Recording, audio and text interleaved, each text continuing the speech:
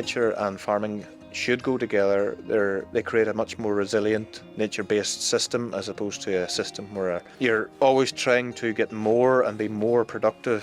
Doesn't necessarily give you more money, doesn't necessarily give you more profit, and it certainly dilutes the nature value. So we have to try and work with nature, work with what we have in our systems, and our natural systems had a lot of what we're trying to do sorted out eons ago. Strawberry. We have a young family here coming up through the farm, and we are all under the impression that we are only looking after this for them and the future generations, if that's what they want. So we have to make sure that we leave them with something that is worthwhile and something that is to be proud of, and something that's going to be productive for them, for the system that we have here.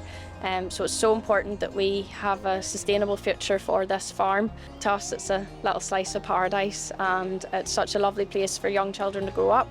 And I hope that they'll be proud of it someday as well, and what the kind of legacy that we leave for them to continue on if they choose to.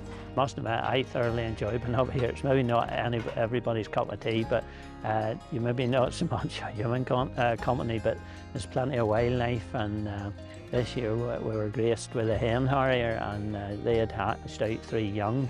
And it's quite funny whenever you're coming up to approach the gate to open that, and they're sitting on the paling post, 50, 100 yards away from you, and it's fantastic to see that. So it is.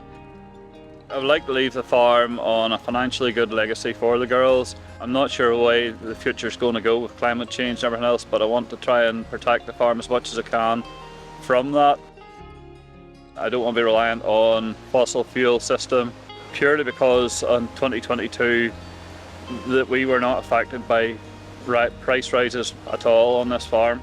In terms of the future, well, what are we looking to do now in the future? Well, soil is the basis of all agriculture. We've come to learn this. When we started farming, we wanted the best possible livestock, and our focus was totally on producing the best possible livestock.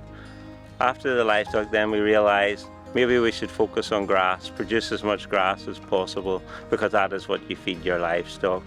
But then we figured out, no, soil is what helps grow the grass. So if we can focus on getting the best possible soil on the farm, then we will grow the best possible grass, and this grass will feed the best possible livestock. We're the 4th generation on this actual farm.